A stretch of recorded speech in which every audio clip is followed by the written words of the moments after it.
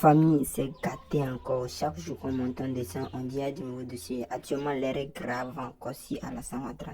Sans plus tarder, je vous laisse regarder la vidéo par vous-même. Veuillez liker, partager, donner vos points de vue en commentaire. Ciao. La Miss Louisette a violé les principes de laïcité parce qu'elle s'est présentée, elle a affiché son chapelet au moment de son élection. Il faut dire tout de suite que ces gens se trompent. Pourquoi? Parce que lorsqu'on parle du principe de la laïcité, il ne faut pas confondre cela avec la conviction religieuse ou les croyances de quelqu'un. Le principe de laïcité dit que le pouvoir politique doit être séparé du pouvoir religieux. Le pouvoir politique ne doit pas financer les institutions religieuses. Le pouvoir politique doit juger tous les citoyens de manière égale, quelles que soient leurs croyances et leurs convictions religieuses ou leurs convictions philosophiques. On doit être jugé de la même manière. Est-ce que Nyessan Louisette n'a pas été jugée de la même manière? Est-ce que toutes les misses n'ont pas été jugées selon les critères du commissaire? Si. Dès cet instant, on pose une autre question. Est-ce que Louisette Nyessan Kadit s'est servi de son chapelet pour influencer le jury? Non. Donc, ici, sa croyance religieuse n'a pas influencé le jury. C'est dans l'attente des résultats, lorsqu'elle a été élue Miss, qu'elle a manifesté sa joie et elle a présenté le chapelet pour dire « Merci maman, merci Seigneur, tu m'as aidé. » Voyez? Donc, comme vous êtes si courageux pour juger cette jeune fille innocente, vous voyez? Parce que nous voyons dans les stades, des joueurs, quand ils font goal, ils se prosternent, les musulmans se prosternent, comme on le fait dans les mosquées, les autres se signent. Est-ce qu'on va interdire cela? Eh bien, si on se met à interdire cela, c'est que l'État n'est plus un État laïque aussi, il devient un État totalitaire. Ce que vous demandez à l'État de faire, ou au commissaire de faire, de prendre des mesures, eh bien, vous faites du commissaire une société totalitaire. L'État, un État totalitaire. Parce que l'État doit accepter la tolérance religieuse. L'État ne doit pas priver quelqu'un de sa croyance ou de ses convictions religieuses. Ça, c'est un principe. Donc, ici, accuser Louisette d'avoir enfreint les principes de la laïcité, eh bien, c'est bel et bien faux. Maintenant, considérons, vous qui êtes si prêts à juger cette innocente, je vous dis ceci. Ceux qui enfreignent le principe de la laïcité, c'est le dictateur d'Abidjan qui a institutionnalisé l'islam. Il a institutionnalisé l'islam pourquoi? Parce que pour aujourd'hui travailler en Côte d'Ivoire, il faut être soit du Nord ou il faut être musulman. Peu de chrétiens, ces chrétiens sont là seulement pour l'esthétique. Mais grosso modo, il est venu au pouvoir en disant qu'il est musulman. Son compère dit aussi qu'il est le premier musulman de son parti, le premier président musulman de son parti politique. Vous voyez, ça répond à un objectif. C'est-à-dire, vous ne comprenez pas ce à quoi ça répond. Mais ce que dénonçait Chani, quand il disait qu'ils ont attaqué le Mali parce qu'il veut faire 4 émirats, pourquoi il veut faire 4 émirats? Eh bien, parce que l'islam a du mal à cohabiter avec la démocratie. Le musulman, disons, est enclin à choisir tout de suite un président de la confession musulmane, même s'il est mauvais comme Ouattara, au lieu de choisir un président laïque qui veut que les musulmans ou les gens du Nord comme Maître Abiba Touré viennent dans la République. Vous voyez, c'est ce que nous connaissons en Côte d'Ivoire. Mais c'est un plan, parce que Ouattara, en voulant transmettre son pouvoir à son petit frère, est sur la voie des Émirats, de la dynastie qui va arriver aux Émirats. Parce qu'il veut faire de la Côte d'Ivoire un Émirat. Un État musulman, un Émirat. De telle sorte qu'on ne parle plus de démocratie. Ça, c'est le plan tracé par l'Élysée, la mafia de l'Élysée, Sarkozy et autres. Vous comprenez? De telle sorte que lorsque le chef belle parle, tout le monde belle avec lui. Tout le monde le suit. Voilà le but de Ouattara. Et lui, il a institutionnalisé l'islam. On a une association de douaniers musulmans. Ça veut dire, petit à petit, il ne le fait pas tout de suite. Il le fait progressivement. Et c'est cela que nous devons combattre en Côte d'Ivoire.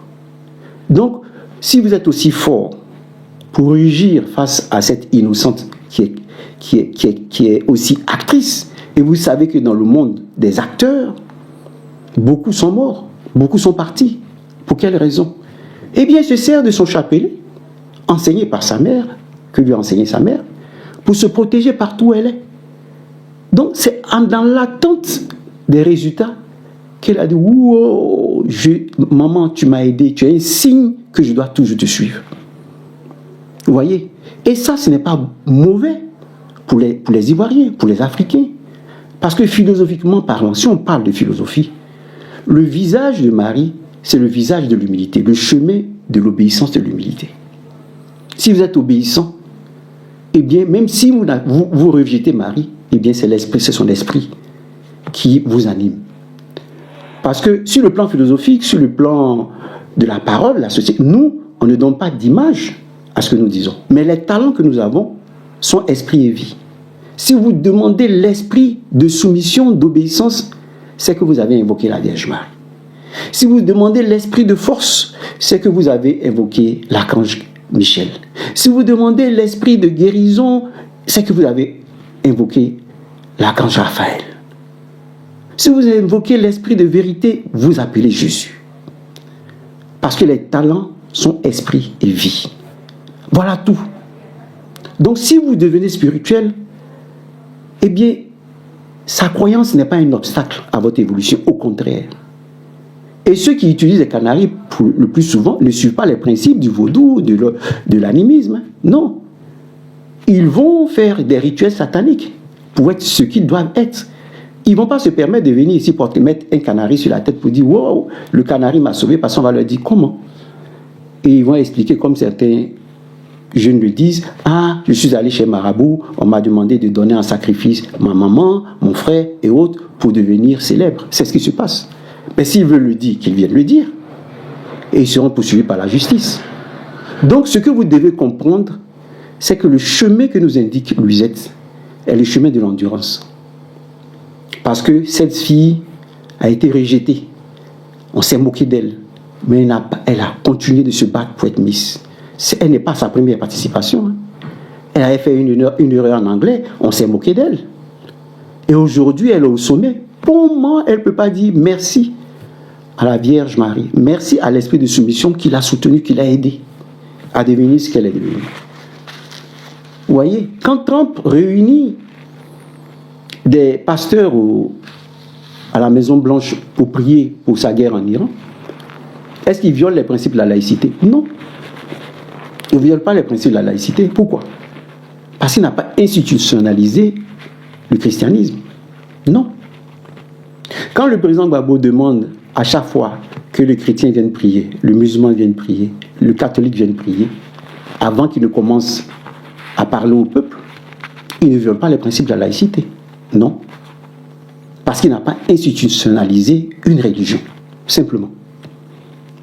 C'est dès l'instant où on institutionnalise une religion, alors on viole les principes de la laïcité. Voilà. Et si vous voulez attaquer, puisque vous êtes si courageux, attaquez-vous au dictateur d'Abidjan, Alassane Ouattara. Lui, il a institutionnalisé l'islam parce qu'il va vers un émirat. Si vous ne le savez pas, c'est vers un émirat il va. Pour ne plus qu'on parle de démocratie en Côte d'Ivoire. Et c'est cet émirat-là qui veut le mettre partout.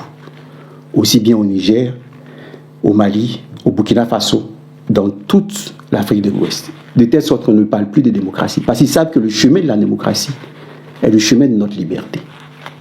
Vous voyez. Voilà ce que j'avais à dire à ceux qui prétendent que Louisette Cadic du monde. Oui, le président Laurent Gbagbo est un grand président. C'est à travers des messages discrets qui vous montrent l'intérêt qu'il porte aux éléphants à l'équipe nationale. Vous voyez, on vous dit la foi sans les œuvres n'est rien. Ça veut dire quoi? Beaucoup d'hommes disent, ah moi je vais à l'église, hein. je vais à l'église, je vais toujours à la messe. Mais il y a un païen. Sinon quelqu'un même, un homme qui va, comme dans les religions africaines, qui voit un pauvre qui s'arrête comme le bon samaritain et s'occupe de lui. Pendant que certains qui disent qu'ils ont la foi, qui prennent des photos auprès des éléphants pour dire qu'ils sont intéressés, mais quand ils sont élus à la tête de leur parti, ils disent je suis le premier président musulman de tel parti politique. Vous voyez que ça n'a pas de sens, c'est-à-dire c'est la foi sans les œuvres. C'est la foi sans les œuvres. C'est comme quelqu'un qui dit il va à l'église, mais il voit le pauvre et il se détourne du pauvre. Voilà pourquoi Jésus disait, le bon samaritain, c'est lui là qui va gagner le ciel. C'est la charité là, c'est lui qui va gagner le ciel. C'est pas lui qui dit que je suis chrétien, je suis musulman, je suis tant, je suis bouddhiste. Non. Le samaritain voit quelqu'un qui souffre et il s'arrête. Et il s'occupe de lui. Il ne donne même pas son adresse. Non, le monsieur même peut venir lui faire du mal demain parce qu'il ne sait même pas qui lui a rendu service. Mais c'est un service désintéressé. Le président Gbagbo est comme ça en Côte d'Ivoire. C'est le bon samaritain. Tu peux le traiter de tous les noms, mais c'est un homme bon et sa charité est le pilier, la pierre d'angle de la réconciliation ivoirienne, de la construction d'une nation où nous devons être unis. Et c'est ce message que le président Laurent Gbagbo transmet aux éléphants. Quand il dit dans son pacte social, dans la lettre qu'il nous a adressée, ce n'est pas tant le fauteuil présidentiel qui m'intéresse, j'ai tout eu. Et ce n'est pas tant le fauteuil présidentiel qui doit nous intéresser. On ne doit pas attendre le fauteuil présidentiel pour nous battre pour les droits des Ivoiriens, pour la cherté de la vie. Les agents de la police maritime ont été incarcérés parce qu'on dit trouble à l'ordre public. Les gens qui disent que la vie est chère et n'arrivent pas à nourrir leurs enfants, on les met en prison. Et on est là, on dit aux éléphants, bravo, on vous attend, vous gagnez, venez. C'est la foi sans les œuvres. Donc je vous ai donné le cas de celui-là qui divise, parce que quand il dit je suis le premier président musulman, il divise et il montre qu'il est avec la politique du rattrapage ethnique d'Alassane Ouattara, qui dit, le dictateur qui dit, à travers son ministre, on vous attend, faites bien, travaillez bien pour que nous on utilise la coupe comme l'opium pour que ce soit l'opium du peuple. Non. Ce n'est pas le même message que le président Laurent Gbagbo adresse aux éléphants de Côte d'Ivoire. Puisqu'ils y ont mis le pied, on va mettre le pied dans cette compétition pour faire comprendre aux éléphants que leur victoire doit reposer sur l'union, la discipline et le travail, sur l'unité des Ivoiriens. Voilà l'exemple que nous voyons en eux. Vous voyez, il faut dire la vérité. Et Météo Politique va vous dire la vérité. Ça fait mal, mais c'est comme ça. À l'époque de Yaya Touré et de Drogba, le président Gbagbo subissait des coups parce que l'équipe était divisée. Non, si Drogba remporte la Coupe d'Afrique, ça va être un honneur pour les BT, donc pour le président Gbagbo. Donc il ne faut pas jouer. Jusqu'à ce que Drogba se retire. Et c'est en ce moment que le groupe de Yaya Touré et tout ça ont pris la Coupe d'Afrique. Parce qu'il y avait Drogba dedans, non, il ne fallait pas prendre la Coupe. Vous voyez? Et tenez-vous bien, la chose terrible, il faut que les enfants le comprennent pour demain. C'est que durant la rébellion, des joueurs, des internationaux du Nord, poussés par Alassane Ouattara, manipulés par Alassane Ouattara, participaient à l'achat des armes. Sans le vouloir, puisqu'ils envoyaient l'argent, ils ne savaient pas à quoi ça servait. On ne pouvait pas dire que ça servait à ça. Mais eux, ils participaient, ils envoyaient de l'argent pour soutenir la rébellion armée. Et leur argent pouvait être utilisé pour acheter des armes. Mais nous, Ivoiriens, qui suivons le président Laurent Gbagbo, n'avons pas fait la même chose. Sinon, nous serons des monstres comme ceux-là qui nous gouvernent aujourd'hui. Vous voyez? Et voici ce que le président Laurent Gbagbo dit à travers son message, le report de sa conférence de presse. Ce n'est pas tant la coupe qui doit vous intéresser. Pour nous, supporters, on veut la coupe. Pour dire aussi que la Côte d'Ivoire est parmi les grandes nations du monde. Ça, nous, on veut la coupe en tant que supporters. Ça, le message du supporter, ce n'est pas le message du politicien. Maintenant, le politicien Gbagbo, le président Gbagbo vous dit, unis, rien ne vous résistera. Parce que c'est déjà une victoire. Votre premier passage est déjà une victoire. Pourquoi? Parce que c'est unis que vous avez pu vaincre toutes ces équipes. Parce que pour nous, vous avez vaincu l'Allemagne. Parce que les gens s'attendaient à un score terrifiant. Mais vous avez vaincu l'Allemagne. Vous avez vaincu moralement l'Allemagne. Et vous êtes passé. Vous avez vécu Curaçao. Mais grâce à l'unité, on a commencé avec les buts d'Adama Diallo, on a fini avec les buts de Pépé. C'est ça l'unité. C'est ça l'unité. On ne dit pas non, il faut seulement les gens du rattrapage. Non. Donc le message du président Laurent Gbagbo à travers ce report, c'est quoi? C'est votre unité que nous regardons. C'est ce que nous voulons. C'est pour cette raison que nous nous battons. Écoutez ce que le président Laurent Gbagbo dit sur tous ces faits qui sont passés avant, où des gens, des joueurs ont participé à la rébellion armée contre sa personne. Qu'est-ce qu'il dit à Treichville? Écoutez ce qu'il dit. Il y a donc beaucoup de chaleur autour de vous aujourd'hui. Hier également à Yopougon, c'était une mobilisation extraordinaire. Nous allons donc faire un break et puis aller à Yopougon. Vous y avez prononcé une allocution et au cours de cette allocution, vous avez parlé de la recherche de la vérité concernant ce qui concerne la crise post-électorale de 2010-2011. Monsieur le Président, pouvez-vous nous préciser votre pensée en ce qui concerne cette vérité que vous voulez que ce soit su? Oui, je vous remercie de me poser cette question. C'est-à-dire que ce qui s'est passé en 2010 et en 2011 en Côte d'Ivoire est grave. Est très grave. Est très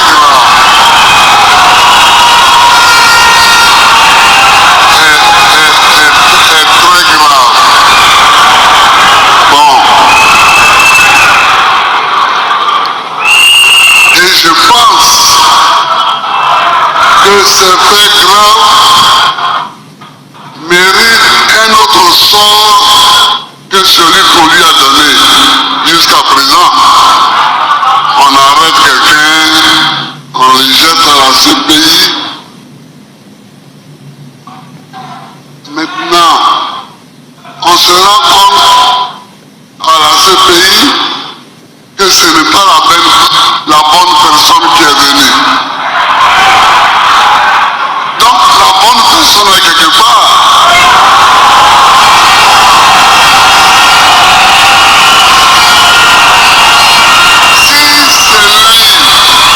Si celui qui est venu n'est pas le coupable, s'il n'est pas le responsable des atrocités,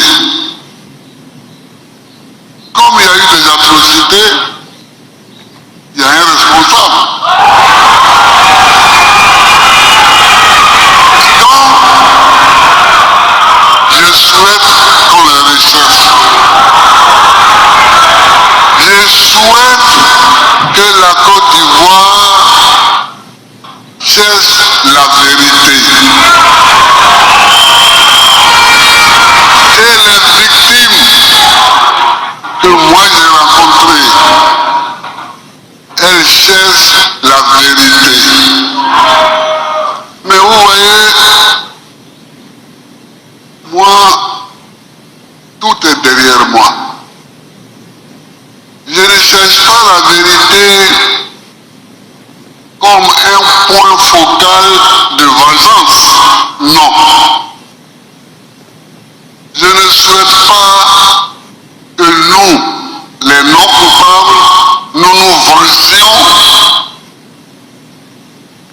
responsables. Mais je souhaite qu'on les voit et qu'on les connaisse.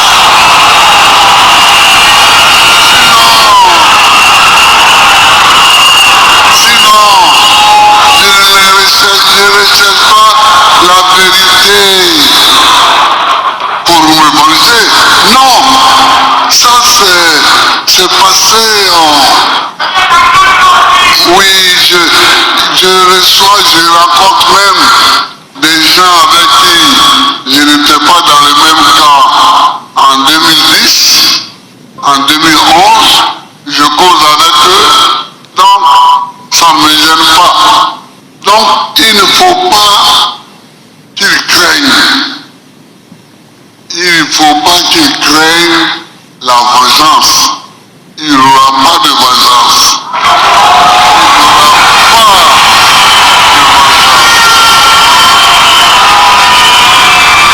Il n'y aura pas de vengeance. Mais il faut la vérité. Mais il faut la vérité pour qu'on sache, pour que la Côte d'Ivoire sache un jour qu'un tel avait posé un acte et cet acte n'était pas bon. Et pour que les autres Ivoiriens ne cherchent plus à poser de tels actes. Voilà, c'est tout. Il dit de ne rien craindre. Il s'apprête à venir au pouvoir, mais de ne rien craindre. Il n'a pas craint des représailles, un esprit de vengeance, non. Lui aussi, il est en train de mettre une équipe de football sur pied. Mais cette équipe de football, c'est une équipe de politiciens, d'hommes politiques, qui vont travailler à l'unité du pays. S'il fallait faire l'unité, cherche à mettre l'unité dans l'équipe nationale. Le président Laurent Gbagbo cherche à mettre l'unité dans notre pays.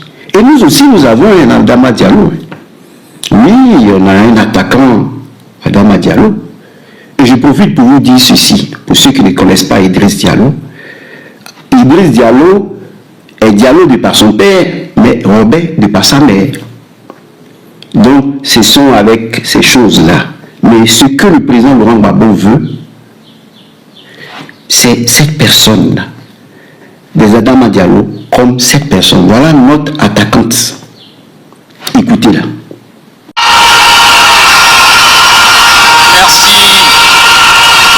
Merci Maître Abiba pour cet exposé. Mais avant de vous laisser partir, comme vous êtes jeune aussi, je voudrais vous poser tout juste une question. Dites-nous, vous qui êtes né en Europe et qui avez grandi, étudié, vous êtes avocat, inscrit au barreau de Paris. Qu'est-ce qui vous a poussé à tout laisser pour suivre en Côte d'Ivoire un homme politique comme Laurent Gbagbo, que la communauté internationale traitait hier d'infréquentable et de criminel?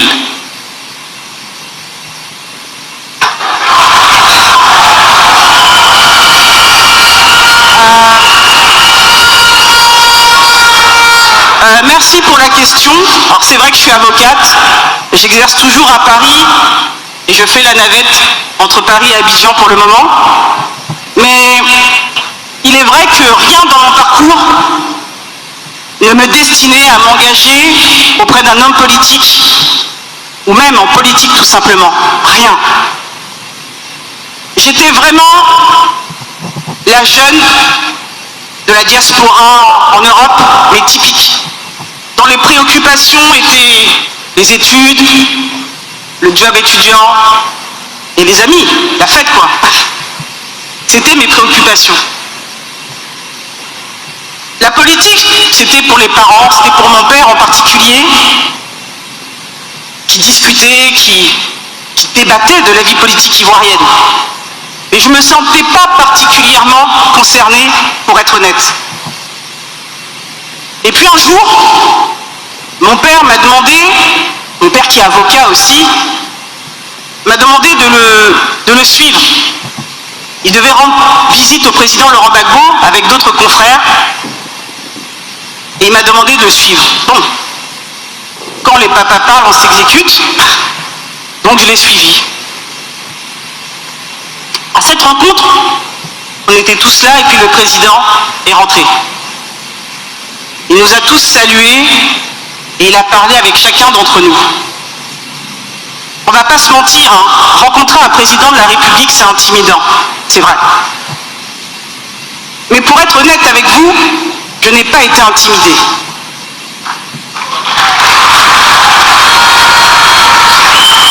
Je n'ai pas été intimidée parce qu'en réalité, le président Laurent Gbagbo, il m'a touchée. Quand je dis qu'il m'a touchée par son humilité.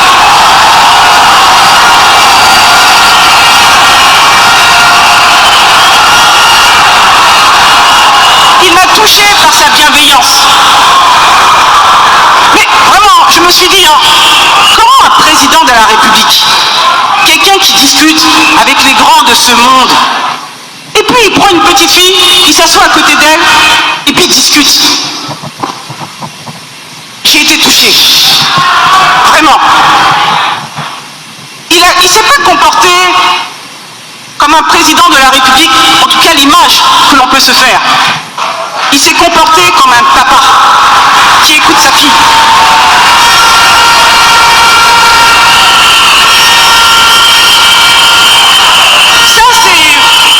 C'est ça le président. C'est ça le président. Il aime les gens. Il aime profondément les gens. J'ai eu l'occasion après ça de le revoir plusieurs fois. Plusieurs fois, j'ai revu le président, mais je ne peux pas dire que je l'ai rencontré. Je l'ai vu plusieurs fois. Je ne l'ai pas rencontré. Ma rencontre avec le président Laurent Gbagbo et avec la Côte d'Ivoire, c'était une rencontre brutale. Cette rencontre, c'était le 11 avril 2011.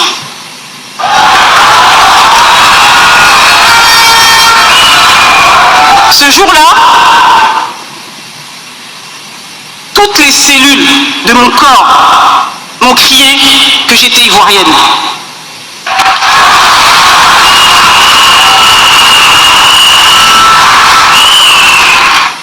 Je vais être honnête, et jusqu'à ce jour, je n'ai jamais accepté les bombardements de la Côte d'Ivoire pour un contentieux électoral.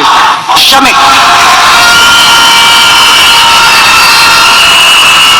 Je n'ai jamais accepté qu'on puisse humilier toute une nation et son dirigeant pour un contentieux électoral. Jamais j'accepterai ça.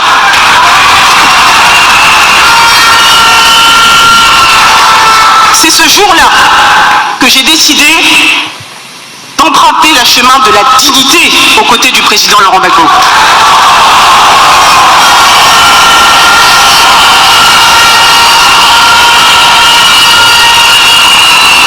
J'ai rencontré le président Gbagbo ce jour-là, mais je ne l'ai pas connu ce jour-là. Hein. Il a fallu du temps. Je l'ai vu. Je ne l'ai pas connu au pouvoir. Donc ce n'est pas les apparats du pouvoir qui m'ont séduite chez lui, qui m'ont convaincu de m'engager à ses côtés. C'est sa résilience et sa dignité à mener le combat pour la souveraineté de la Côte d'Ivoire et de l'Afrique.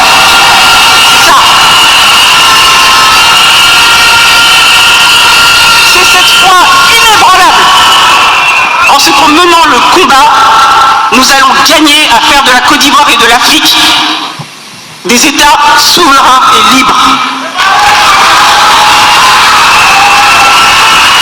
C'est vrai, hein, on voit beaucoup de nos compatriotes, de jeunes Ivoiriens, tenter la traversée de la Méditerranée.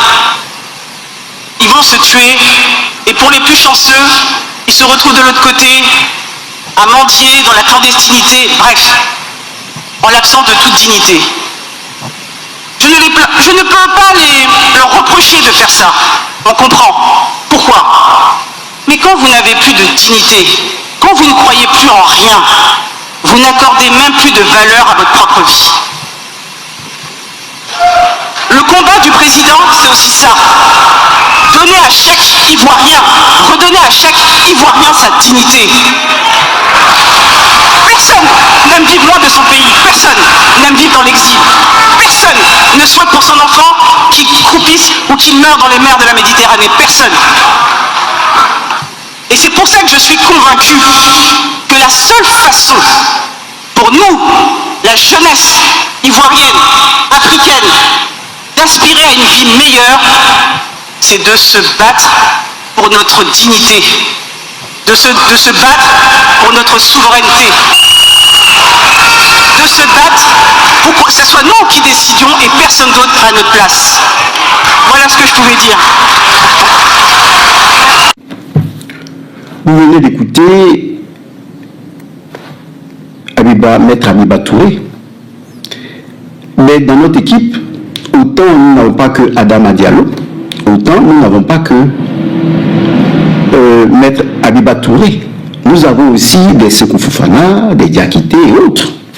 Donc écoutez ici nos Sékou Fofana, nos Diakité, pour que vous compreniez que ce qui se passe dans l'équipe nationale, c'est ce que le président Laurent Gbagbo est en train de réaliser en Côte d'Ivoire. Parce que ce n'est pas une personne qui pratique la foi sans les œuvres. Écoutez.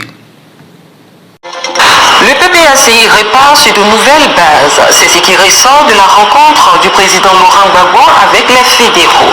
Une rencontre de mise au point. Reportage Ange Abraham, Yabin Guesson et Steven Djedje. Quand je suis revenu en Côte d'Ivoire, j'ai commencé par recevoir les fédéraux. Aujourd'hui, je reçois les fédéraux. Ça veut dire que dans ma tête, on est à un commencement. On va commencer quelque chose de nouveau. Le temps est dans... Auparavant, j'étais CR et aujourd'hui, je me nomme LGA. C'est un honneur et je mesure toute la tâche qui m'attend. Donc, je voudrais dans un premier temps lui dire merci pour la confiance et ensuite lui dire qu'il n'a pas fait un mauvais choix sur ma personne et je ferai le travail pour lequel il m'a nommé. J'en prends l'engagement. La reconquête du Nord ne se fera pas seulement au Nord, mais c'est aussi un appel à l'endroit de toutes les filles et fils du Nord où qu'ils se trouvent, selon le vice-président exécutif Issa Malik Coulibaly. La reconquête du Nord, ce n'est pas la reconquête du Nord géographique, c'est la reconquête des électeurs du Nord, où qu'ils soient en Côte d'Ivoire. Et c'est vers eux qu'on va aller, sans cesse, pour leur expliquer la nouvelle espérance et pour espérer que ce faisant, la reconquête du Nord va devenir une réalité. Au cours d'un congrès d'un séminaire qu'on avait organisé en tant que ressortissant du Nord au sein du PPACI, qu'il fallait avoir un regard particulier par rapport au Nord. Et c'est ce regard particulier que le président met dans tous les considérants, tout dans le premier. Et il nous appartient sur cette base-là, et sur notre expérience aussi, de lui présenter des propositions lorsqu'il va les valider. On sera aussi chargé de coordonner la mise en œuvre de ces activités-là. Mais j'insiste sur le fait qu'il ne faut pas comprendre cette mission qu'on va aller tous les jours uniquement dans le Nord, parce que le Nord, sur le plan électoral, est partout en Côte d'Ivoire. Le travail de Voilà en résumé ce qu'il nous dit sur les jeunes du Nord. Il n'y a aucune vengeance lorsque je viendrai au pouvoir. Mais ce que je recherche, dit-il, voilà l'exemple d'Abiba Touré, Maître Abiba Touré. Celle qui ne va pas vers le rattrapage ethnique. Parce qu'il dit, elle prend le chemin inverse. Elle ne va pas renforcer le rattrapage ethnique d'Alassane Ouattara, la politique du rattrapage ethnique, mais elle vient dans la République. Écoutez-le parler d'Abiba Touré. C'était les Nigériens. Vous comprenez? Donc, il y a, les femmes gourous, elles se sont illustrées dans le marché du riz. On peut trouver, il y a des niches. Il y a des niches d'emploi en Côte d'Ivoire. ces emplois. On n'a pas besoin d'aller mourir dans la Méditerranée.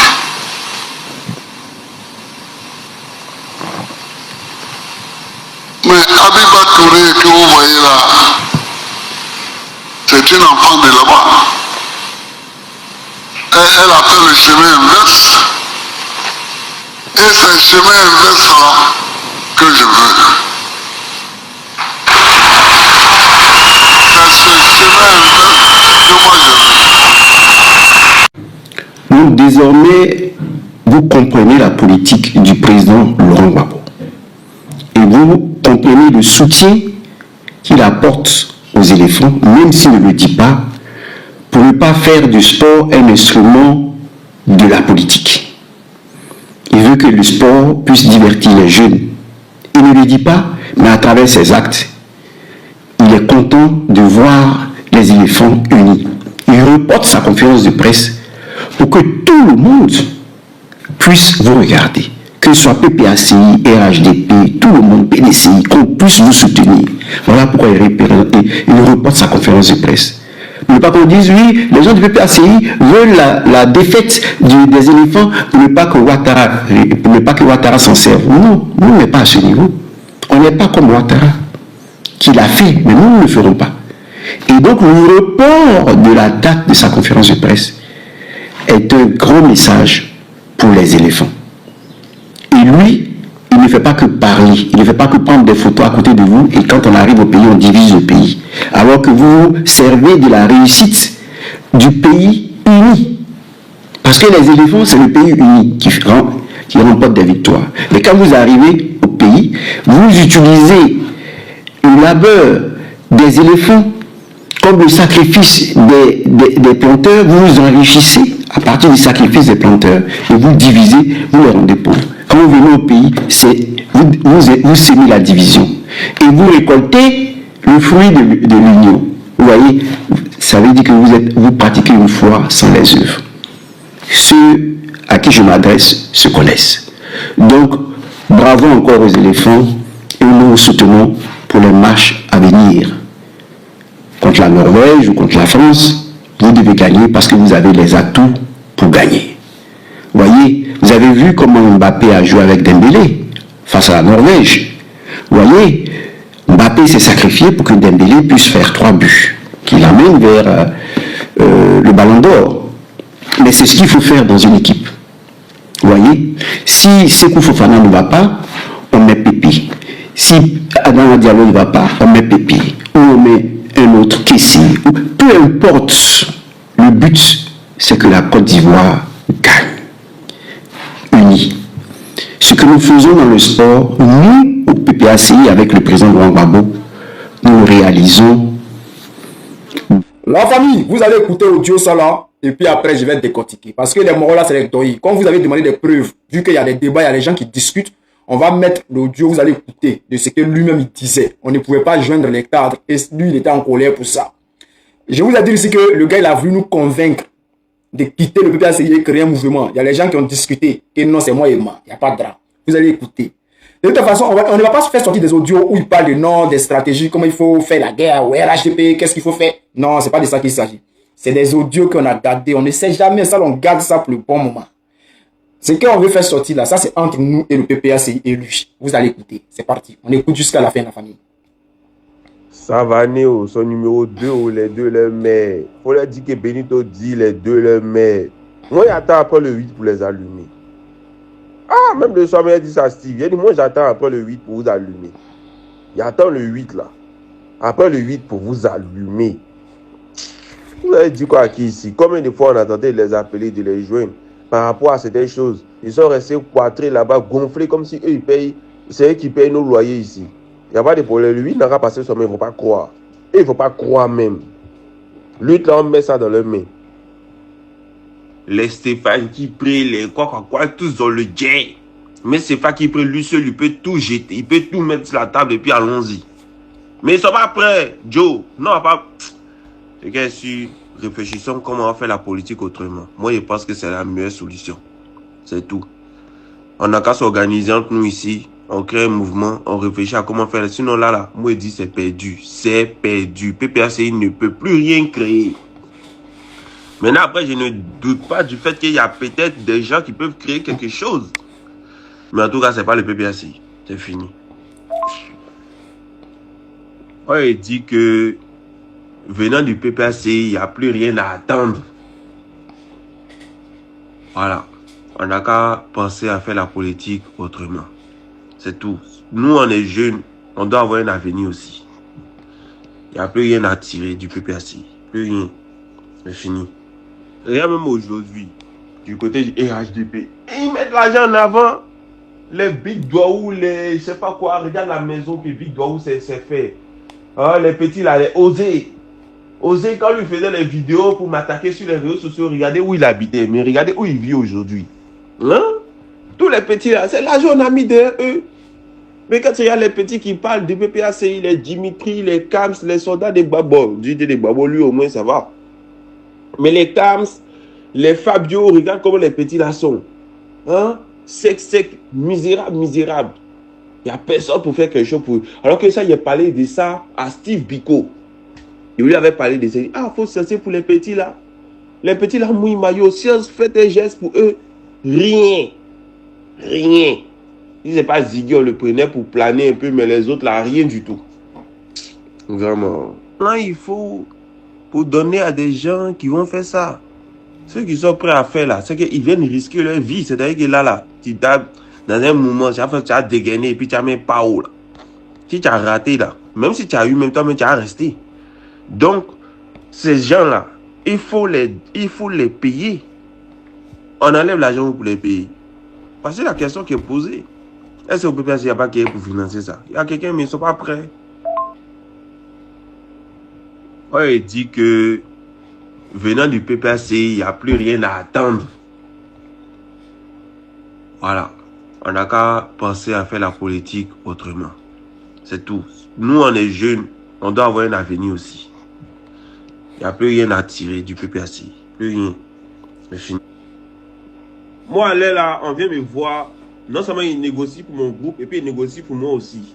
Vous voulez travailler nous, vous nous donnez je crois. À partir de 2026, ça, on demandait là maintenant. Voilà, on ne travaille plus gratuit. Mais quand tu travailles gratuit, là, c'est là qu'on ne te respecte pas. Mais quand tu dis payer, là, c'est là que ça commence à aller.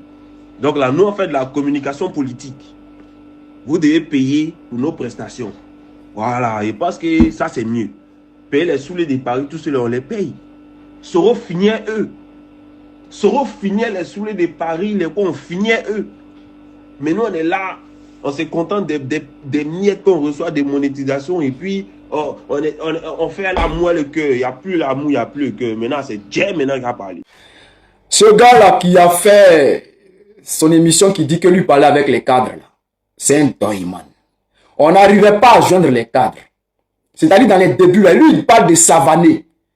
Dans son émission, là, il a parlé de Savané, que Savané était administrateur de notre groupe. C'est faux. C'est Doyi. On a ajouté Savané parce que on voulait qu'il nous aide à travailler. Il nous donne des informations, des publications à partager. Les informations à partager. Et Jacques Claude, qui a créé le groupe, est rentré en contact avec Savané. La première fois, Savané l'écoutait, il nous a dit que les activistes, c'est pas comme si ce n'est pas, excusez-moi, ce n'est pas comme si Savané ne nous connaissait pas. Savané connaît tous les communicants PPACI. Jacques a expliqué à Savané qu'on veut créer le groupe pour organiser les communicants parce qu'il y a des communicants qui souvent dérivent et puis ils vont attaquer les cadres. Donc on veut les organiser et puis on a créé un règlement intérieur qu'il a envoyé à Savané. Savané a lu le règlement intérieur et il a dit c'est une bonne idée que si les communicants travaillent comme ça, il n'y aura pas d'erreur, c'est-à-dire il n'y aura pas de débordement et tout. Donc, la première rencontre avec Savané, Savané est venu vers nous et puis Jacques-Claude a fait des présentations que Savané connaissait déjà. Il connaît le soldat des Babos, il connaît Orsimon, il connaît tout le monde. Donc, il a dit, telle personne, voici telle personne, voici telle personne, voici telle personne. Et puis ça va dire, ah d'accord, les jeunes frères, j'espère que vous allez bien. En tout cas, vous continuez de travailler comme ça, vous faites du bon boulot, continuez comme ça. On a fermé je peux dire, c'était une mini réunion. Donc, ça s'est terminé par là. Après ça, puisque Jacques avait demandé à Savané de nous envoyer des informations et que souvent, il n'a qu'à venir discuter avec nous, souvent un peu. Après ça, là, jusqu'à aujourd'hui, là, Savané n'a jamais échangé avec nous. Il parlait directement avec Jacques Lo. Et qu'est-ce que Savané disait à Jacques Lo, puisque le mouton qui est là-bas, le petit Kourouna, qui dit que non, que lui parlait avec Savané, que Savané était administrateur de son groupe là, c'est Doyi. Savané, ce qu'il a toujours fait, c'est d'envoyer les communiqués. Il dit, à part communiquer là, Savané n'a jamais envoyé une autre information à Diaspocom pour dire non que travailler comme ça, travailler comme ci. Non. C'est toujours les communiqués de Jacques Lo. Même quand Jacques Lo est parti, que Raoul a pris la tête là. Je crois même qu'il n'a même plus jamais envoyé il n'a envoyé même plus de communiqués à Raoul.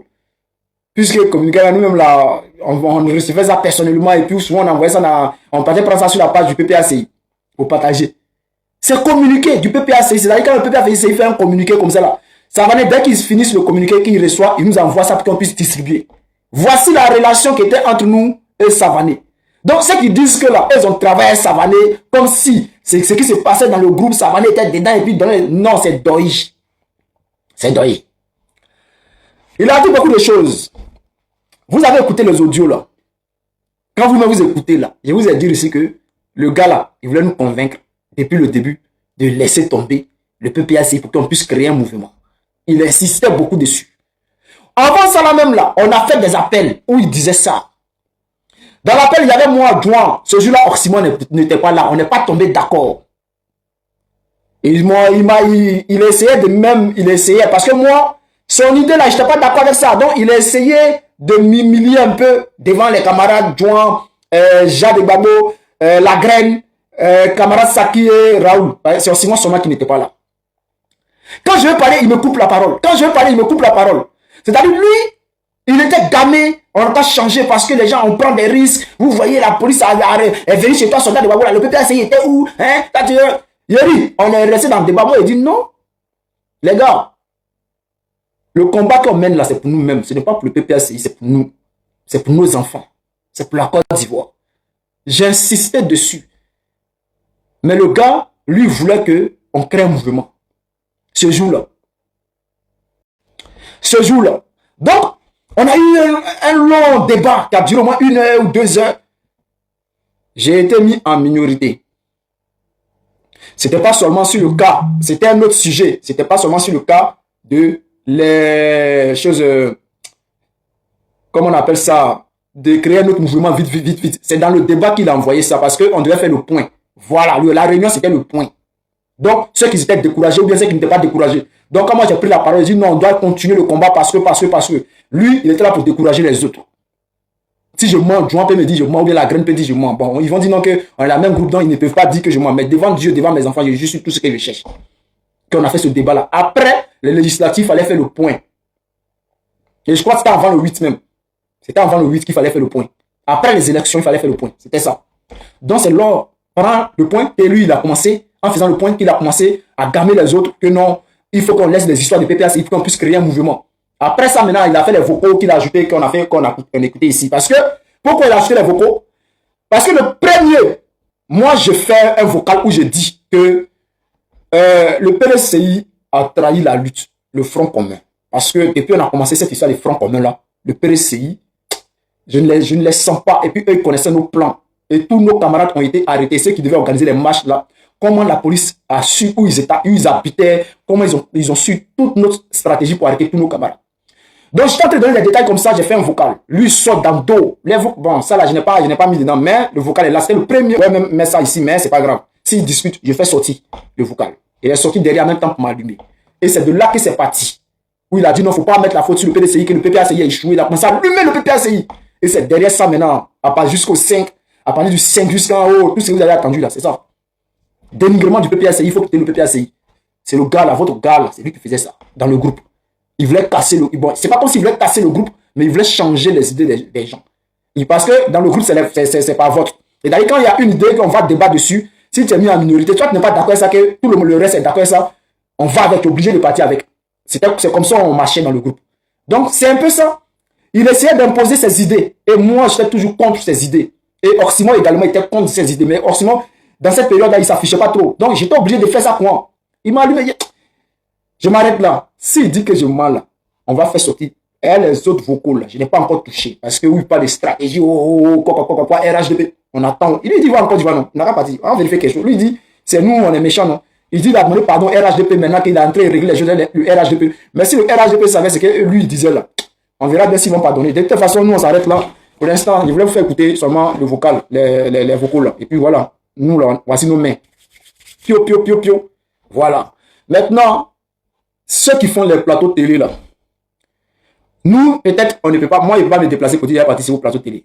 Mais je pense qu'avec Jean-Yves là, vous faites, comment on appelle ça même. En tout cas, il reste chez lui là-bas. Et vous faites un, je sais pas comment on appelle ça. En tout cas, il reste chez lui. Un peu comme ce qu'on a fait avec, parce que je suis passé plusieurs fois sur les plateaux télé, comment on appelle ça, les chaînes de télé, choses panafricaines là, qui est au Cameroun là. Je suis passé plusieurs fois dessus. Je sais pas si c'est toujours au Cameroun, mais on faisait ça par Zoom. Voilà, moi, on m'a invité sur Zoom et puis je partais participer. Donc, si votre émission là, vous pensez que nous, on peut réagir sur ce qu'il a dit là, on est prêt. Dans un sens, on est prêt et puis on est là. Invitez-nous aussi, on va aussi dire nos parts de vérité parce que vos petits là, c'est un toyman. Et je ne pense même plus que je ne pense pas que je dois aller encore me justifier parce que les vocaux sont là. Maintenant, parce qu'on connaît les Ivoiriens, ils sont capables de dire c'est IA ou bien c'est pas, je sais pas quoi. On fait là, on fait l'émission là. Je monte mon téléphone là comme ça. Téléphone là, je place le téléphone comme ça. Et puis je vais défiler. Je vais partir sur les dates. Je vais partir. Parce que là-bas, on ne peut pas modifier, non? C'est là, groupe. Dans le groupe là, WhatsApp, on fait les réunions là, on ne peut pas, les vocaux là, on ne peut pas dire non que c'est IA qui a créé ça. Non. Donc, on va faire ça en direct. Je prends mon téléphone, je vais sur le groupe. Et puis je vais montrer maintenant. Je vais montrer les dates. Et puis je vais cliquer sur les vocaux là. Et puis chacun va écouter. En direct, si vous êtes. Voilà. De toute façon, ça y est là. Il y a pas longtemps qui a dit qu'il est mort. Lui, mais pas qu'il est mort. Voilà. Donc, ça vous dit à votre petit là, c'est un menteur. Il y a longtemps qu'il voulait fuir le combat. Il n'était même pas dans le combat. Et puis, il a profité de sa visibilité là, qu'il a eu aujourd'hui là. Il se donne un genre. Oh, c'est grâce au président Gbagbo Laurent. Il dit qu'il n'a rien eu, n'a rien bénéficié du président Gbagbo Laurent. Mais quand il a commencé ces trucs là en 2018, d'après lui qu'il a commencé en 2018, de 2018 jusqu'en 2025, si son compte TikTok là, il n'avait pas plus de 300 000 abonnés. Si sa chaîne YouTube, Facebook, il n'avait pas plus de 100, il avait, je crois, 150 000, 180 000 abonnés. Il n'avait pas plus de 200 000 abonnés. Mais c'est quand il rentre au PPACI qu'il commence à parler du président Gbagbo Laurent, défendre le PPACI, défendre le président Gbagbo Laurent, qu'il monte à 1 million d'abonnés sur TikTok. Donc, cette visibilité-là, c'est le président Gbagbo qui lui a donné ça. Facebook, il est monté à 500 000 abonnés là, c'est le président Gbagbo Laurent. C'est grâce au président Gbagbo Laurent. Sa chaîne YouTube qui a commencé à grimper là, c'est grâce au président Gbagbo Laurent. Parce que quand tu parles du président Gbagbo Laurent, quand tu le suis, tu as de la visibilité. Ça te donne un pouvoir. Donc, faut pas, il va dire non, moi je suis comme ci, moi je suis comme ça. Oh. Nous là, on a fait des vidéos avant. On avait nos pages Facebook. J'ai même ma page Facebook où il y a 700 000 abonnés. Il y a des pages Facebook où il y a 500 000, 400 000 abonnés. Des anciennes pages qui sont là. J'ai laissé tout ça là. La page que j'utilise aujourd'hui là, où il y a 600 000 abonnés là. C'est une nouvelle page que j'ai créée en 2025 là. Je crois, bon, disons plutôt c'est en 2025 que j'ai commencé à utiliser. Parce que ma page principale était rouge. Donc j'ai commencé à utiliser une autre page. C'est là j'ai eu, en 2025, quand je suis monté aujourd'hui à plus de 600 000 abonnés. Donc, tout ça, c'est la force du président Gbagbo Laurent. Même mon compte TikTok que je n'utilise pas aujourd'hui là, principal, Soldat Gbagbo que je n'utilise pas là, où il y a 800 000 abonnés là, c'est grâce au président Gbagbo Laurent. C'est parce qu'ils avaient désactivé ça. Je n'ai pas utilisé pendant un moment. Et puis après, j'ai repris. J'ai commencé à utiliser ça. Et là, ils ont rendu ça rouge. Donc, j'ai laissé tomber. Même Osimo aussi, c'est pareil. Il a une page, il y a beaucoup d'abonnés, il a laissé passer, c'est rouge. C'est pareil comme pour moi, où il y a 800 000 là. C'est rouge. Donc, j'ai créé une nouvelle page TikTok. C'est dessus, je mets mes vidéos. Voilà. Et je n'utilise pas l'autre comme ça parce que c'est rouge. Donc, toutes ces pages-là. Si, moi, mes pages Facebook, ils n'avaient pas désactivé ils n'avaient pas gâté, rendu des pages là rouges. Plus de 3-4 pages comme ça. Peut-être aujourd'hui, j'étais à 2 millions d'abonnés. Et tout ça, c'était grâce au président Gbagbo Laurent. Voilà. Donc, vous parlez là. C'est le président Gbagbo qui vous a donné visibilité. Vous étiez là, seul, là, vous n'avez même pas plus de 200 000 abonnés sur Facebook. Sur TikTok, là, c'était même pas 300 000. Aujourd'hui, vous avez tout ça là, c'est grâce au président Gbagbo. Donc quand vous dites que vous n'avez pas bénéficié du président Gbagbo Laurent, c'est faux, c'est un mensonge parce que vous avez profité du président Gbagbo Laurent. Voilà, puisque vos pages sont monétisées, vous gagnez de l'argent dedans et vous avez beaucoup d'abonnés, donc ça vous donne beaucoup d'audience et vous gagnez beaucoup d'argent dedans. C'est grâce au président Gbagbo Laurent. Je vous dis ça maintenant.